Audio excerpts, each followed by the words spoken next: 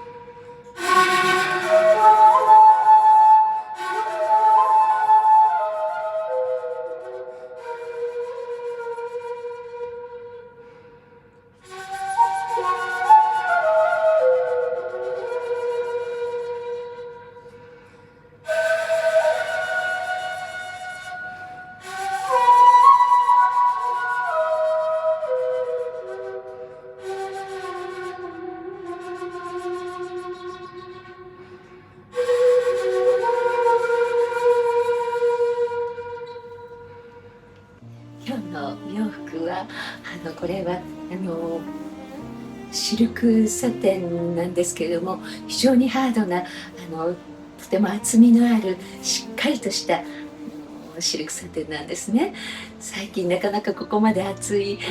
しっかりしたシルクサテンが買えないのでちょっと残念なんですけれど、なかなか見つけることが難しいんですけれども、それで、ずっと取っておいたんですけれども、ワンピースを作ったんです。そこにこれはスパンコールに憧れて、それでスカートをとしてこの巻きスカートのように作ったんですね。ですからこれを外しますと黒いワンピースになるんですけれども、ちょっとお出かけの時はこうしたとかパーティーだとかそういった、夜お出かけするような時はたまにこうした少し光沢のある、パーティー用の巻きスカートを巻くのもいいんじゃないかしらと思って、こんな風に作ってみました。これはもっと袖なしなんです。袖なしのワンピースで作ったので、パーティーなどの時には。このジャケットはドルチェ&ガッバーナのものなんですけれども、やっぱりシルクサテンなんですね。とってもこれは重宝しても欠かせない私にとってのアイテムになってるんですけれども、パーティーの時などはちょっと手袋でもいたしまして、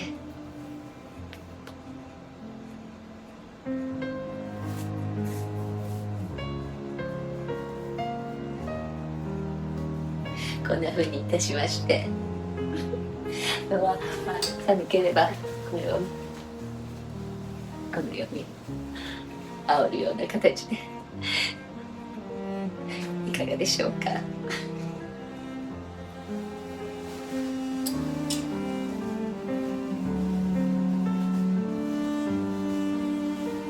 今日はこれでお出かけに行ってみたいと思います。ちょっとこんなお出かけの今日服装をしておりますけれども、これから尺八を聴きに行くんですね。中村明和先生という方の尺八を聴きに出かけるんですけれども、これは今日の会は私の師匠でもありました松岡聖剛先生という方がいらっしゃるんですけれども、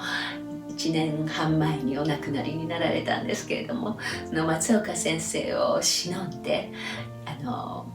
音楽をみんなで聴きましょうというような会なんです。私が中村明和先生とお目にかかるきっかけを作ってくださいましたのも松岡先生ですけれども、今日はですから編集工学研究所に出かけて中村先生の尺八を聴くのをとても楽しみにしております。今日の演奏の中には鶴の巣ごもりという曲も含まれておりましたけれども、これはタモリさんが自分のフェイバリット5の曲の中の一曲としても取り上げていらっしゃるんですね。鶴のヒナが生まれてそれを育てる親子の情といいますか、そうしたものを尺八で表現しているんですけれども、とっても素晴らしい曲なので、それを後ほど皆様にも聴いていただきたいと思います。なかなか尺八というのは聴く機会が少ないですけれども、本当に素晴らしい楽器なんですよね。この竹一つでいろんな音色がそこから生まれてくるわけなんですけども、特にこの中村明和先生は素晴らしい奏者でいらっしゃって、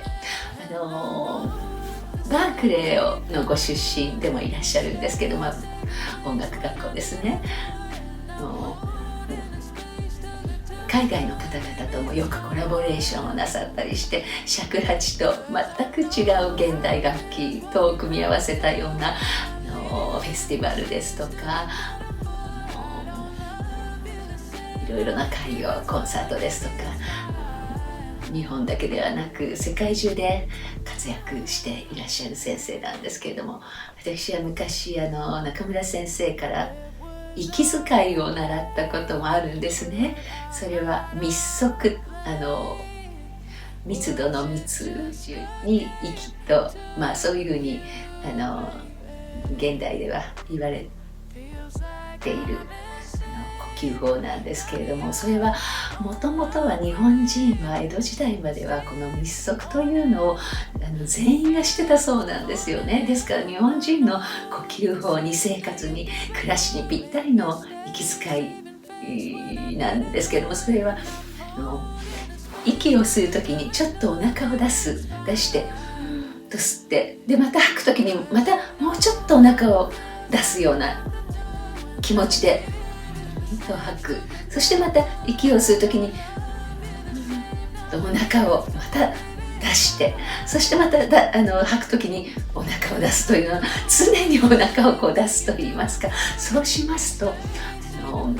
姿勢が動かないんですね。ここがしっかりとこう固定されるといいますかこうグラグラせずにきちっと上司をしてそしてですからそういう状態ですのでものを見たり聞いたり自分で考えたりそうあらゆることにこの静かな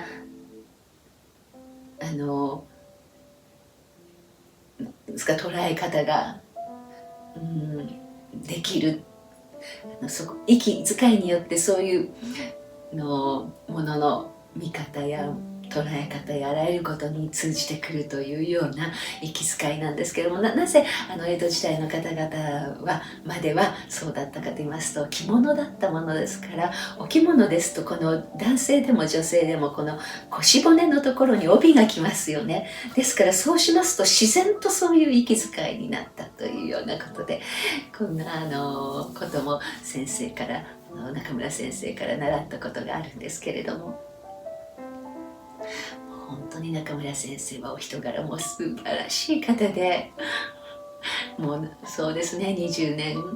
以上お付き合いをさせていただいております先生ともいくつかご一緒にお仕事もさせていただきましたけれどもこれから後ほど聞いていただきます「鶴の巣ごもり」も初めて聞かせていただいたのは松岡先生のを塾長とする練習会という10年くらい続いた松岡聖剛先生から日本文化を学ぼうという会だったんですよね。その中で中村先生をお招きしてそしてその時に何曲かご披露してくださったんですけれどもその中の一つがこの「鶴の巣ごもり」だったんですけれどもねもう本当に一度聴いたらもう忘れがたいそんな素晴らしい曲ですので後ほどどうぞ楽しみになさっていただきたいと思います。この私の師でもございました松岡先生なんですけれども松岡先生との出会いは本当にそうですねもう30年どのぐらいだろう随分長いお付き合いなんですけれどもねその後少し先生からと距離があった時期もあるんですけれども再び先生と深い交流をさせていただくようになったきっかけはこの練習会なんですよね。この練習会というのは私たち考えてみますと日本人でありながら西洋文化が非常に流入された時代に成長してまいりましたので日本文化改めてちょっと何も知らないねっていうようなことでじゃあ松岡先生から教えていただこうというようなことから発足した会だったんですね。そして理事長には最初は資生堂の一昨年お亡くなりになりましたけど名誉会長の福原義治さんですとか政治家でいらっしゃった鳩山幸夫さんですとかもうそうそうたる方々が理事になられてそして2ヶ月ぐらい23ヶ月に一遍もう本当に一日中7時間ぐらい先生から日本文化を学ぶというような内容でいろいろなことを教えていただいてきたんですけれども再び先生と交流が始まったのは今練習会と申しましたけれどもちょうどその先生にもう一度お目にかかりたいと思ってご連絡をさせていただいたお手紙を書かせていただいた時がちょうどその練習会が発足した直後でございましたものですからそこでまたそういう交流が始まったんですけども再びそのお手紙を書かせていただいて先生にご指導を仰ぎたいと思ったのは私年末に自分の大変だった時期のお話を少しさせていただきましたけれども、そうしたところから自分を自分自身で自分を元気づけて回復していくために哲学を独学していたというようなお話を少しさせていただいたんですけれども、それと同時に書きたいと思ったんですね。自分それまで本当にもうたくさん人には誰にも言えないような自分の中に溜め込みすぎていたいろんな思いがありまして、それをもう全部吐き出したいと思ったんですよ。ですから今はこうして皆様の前でもう何でもペラペラ喋っちゃっている私なんですけれども、それまでの特に女優のお仕事に専念していた頃の私を知っている、それしか知らない方でいらっしゃったとするならば、びっくりなさると思うんですね。私はいつもお仕事の現場でも本当に無口で何にも喋らずに、また何かちょっと話しかけられるのも嫌だというような雰囲気を醸し出していて、なんか休憩中ですとかねなどには今度なんか本を読んじゃって、なんか自分でそういうバリアを張っているようなところがあったんですけれども、もうそうした自分のいろんなこの詰まった胸の内に詰まった思いを全部書き出すことで一回この自分との距離を持つっていうんでしょうかね。そして本を出すということをしなければならないというような自分の中からの欲求があったんですけれども、そうした時に、本を書く、そうした編集に者でいらっしゃるような方との接点というのはなかったものですから、どうしたものかなというふうに思ってたんですね。そしてそんなことをちょっと息子にね、まだ小さい息子に話したところ、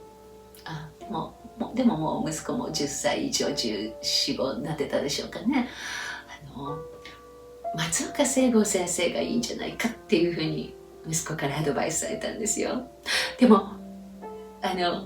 私と松岡先生が知り合いだっていうことは息子は全く知らなかったんですね。ただ先生がずっと3日に一遍とかそのぐらいで更新されていた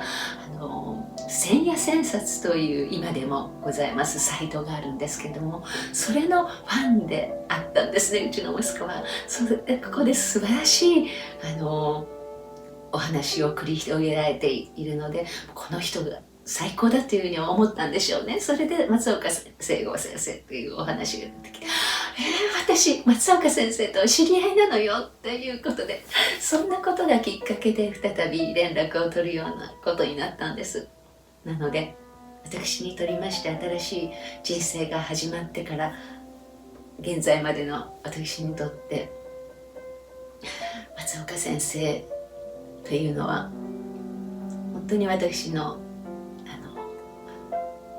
支えてくださった存在なんですよね。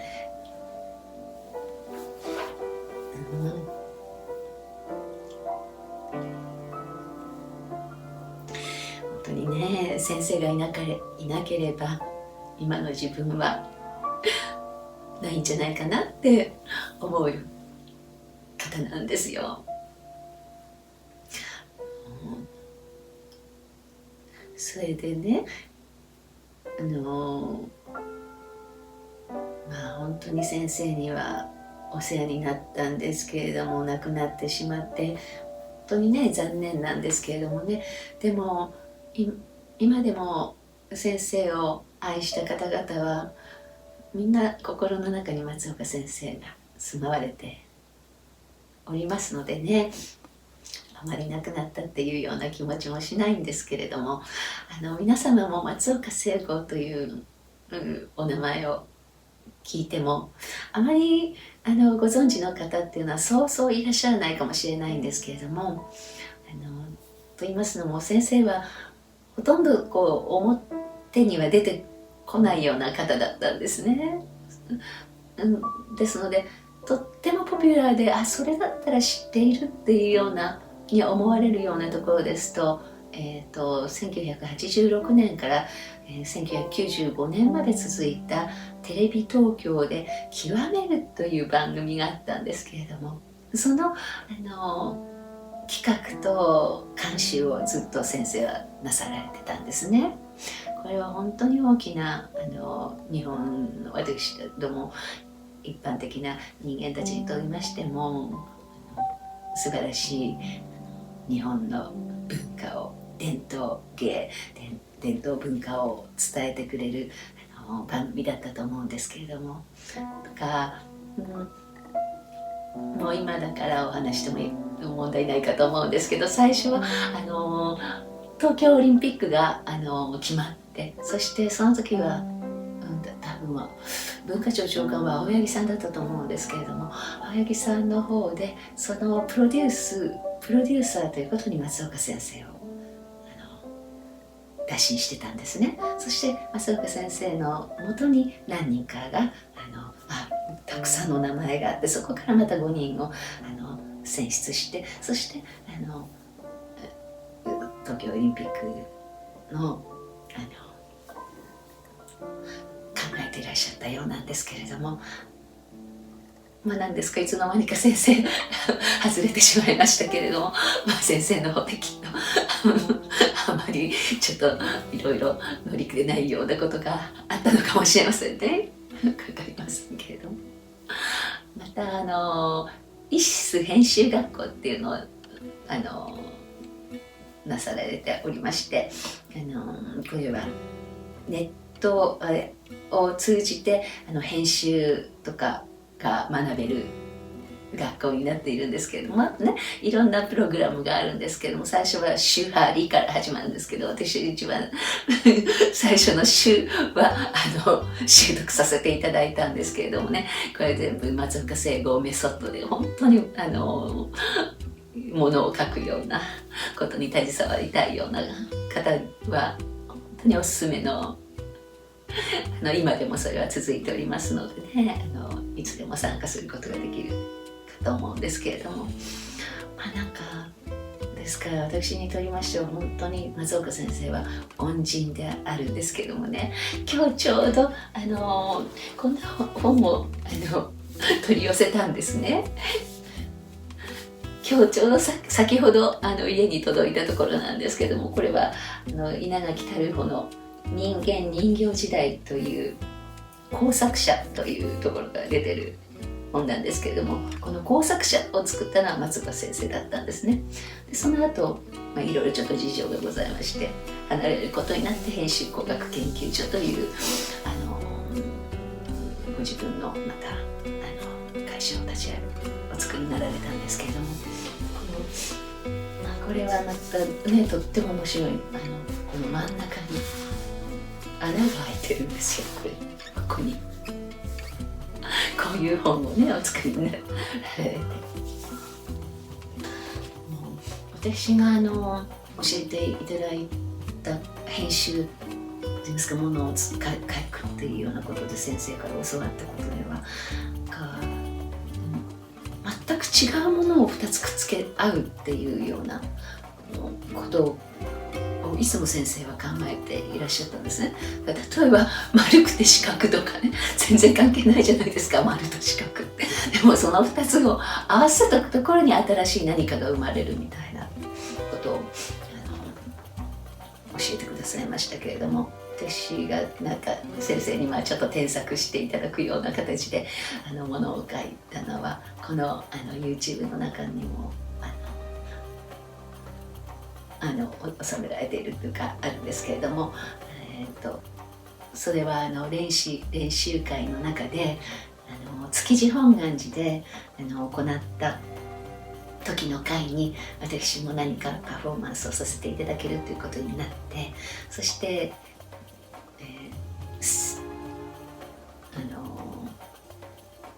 書かせていただいたんですけれどもね、そして息子に即興で音をつけてもらって、そして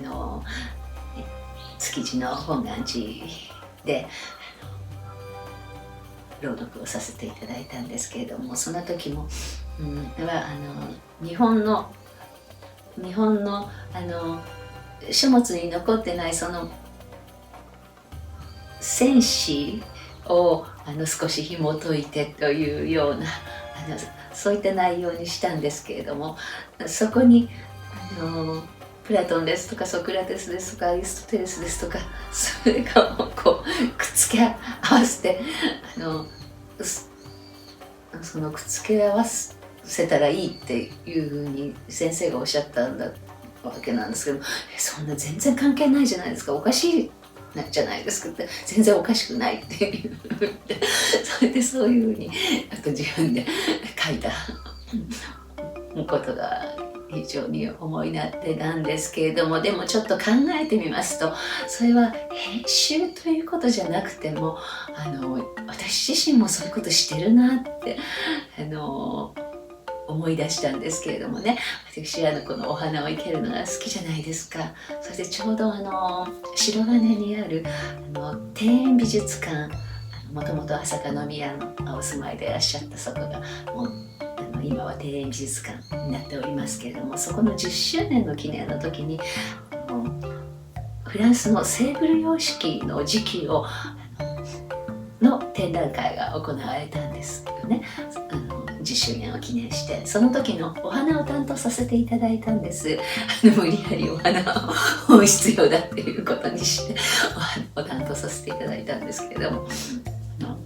その時に入り口の大広間があるんですけども、そこの上に重機が一つしつらえて、その上にもう奥のね出窓のところにバラを生けたりとかしたり、階段のところにユリを生けたりとかいろいろしたんですけれども、その大広間のところには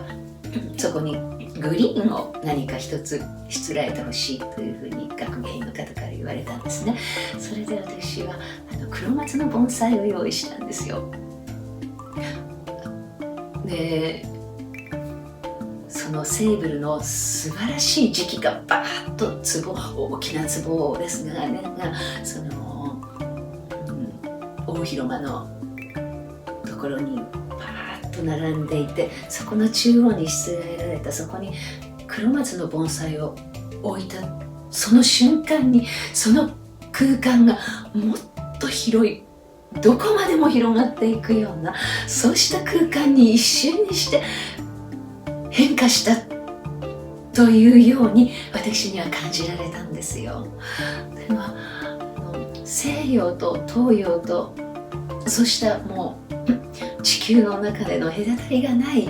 そうしたものを受け入れて、そしてまた新しい文化を築いていくというのが私たちの時代、これからの時代、これから後の時代も重要なことだっていうふうに私自身その時とっても思いたわけなんですけれども、でも結果的にはその盆栽はやはりこれは一応フランス様式ということ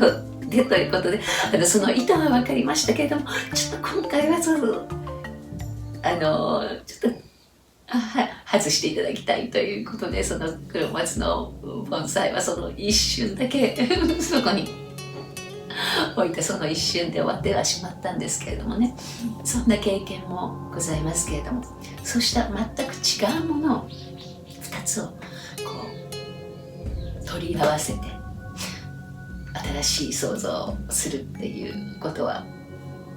これはなるほどなと思ったんですけれどもね、そうして考えてみますと、これはアルス・コンビナトリアっていうことだなと思ったんですよ。アルスっていうのは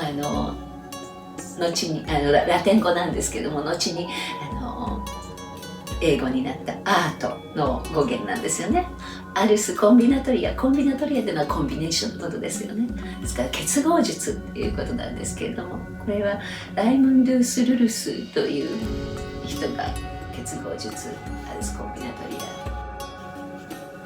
というものを提唱したわけなんですけどもね、ちょっと説明してもちょっと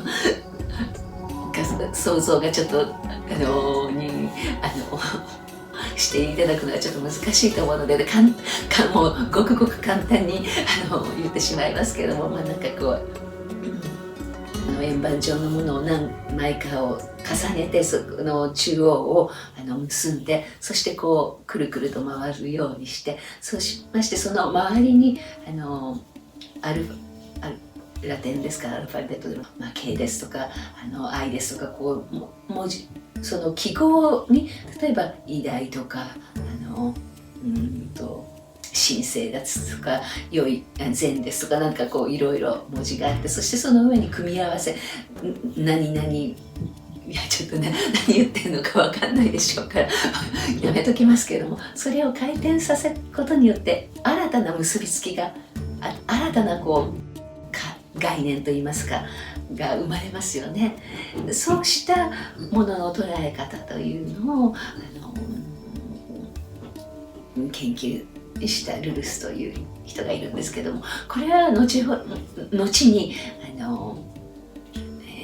ライプニッツがそれを新たに発展させて、それが私たちが今使うコンピューターの元の元になっているというようなことにつながるんですけれどもね。このアルスコンビナトリア、何かと何かをこう見合わせたところに新たな創造が始まるということをなんかちょっと頭の隅に置いていただいて、そうしたところからものを眺めてみますと、また新しい発見が、生活の上での楽しみが生まれるかもしれませんのでちょっと今日はそんなお話をさせていただきました。ではですね、今日選んでいただいたのは名曲中の名曲の「鶴の巣ごもり」という曲なんですが、ものすごい技法なんです。もともと中村さんはアメリカで音楽学校随分出られて、ジャズも現代音楽ものすごい詳しいし、作曲法については東大一だと思うんですけれども、後でお話しますけれども、その尺八の吹き方が超絶技法、循環奏法、循環呼吸を含めたですね、もう僕は説明がつかないこの唇と舌との世界があります。ただそれはですね、まず聞いていただいた方がいいんですが、その聞いていただくところというのをちょっと譜面で説明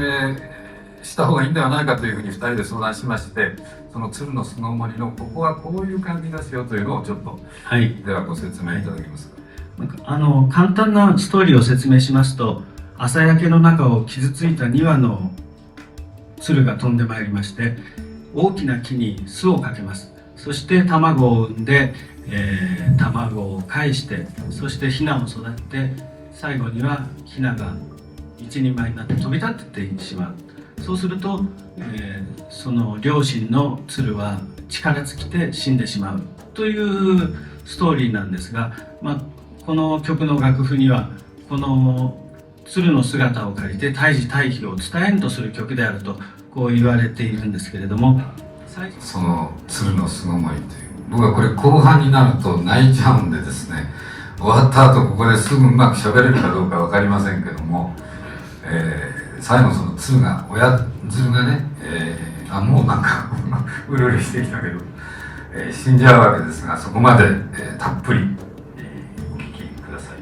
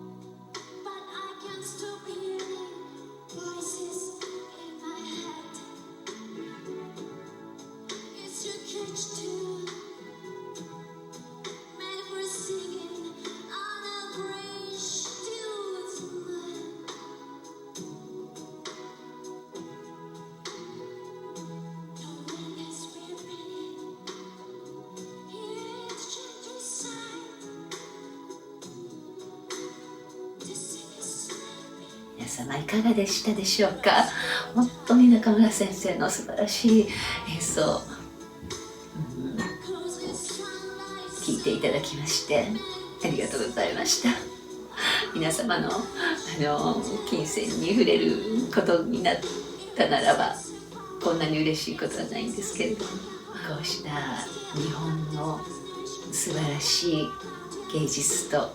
世界とが融合して新たな文化が広がっていくのが楽しみですよね。私たちもその時代にいて何か、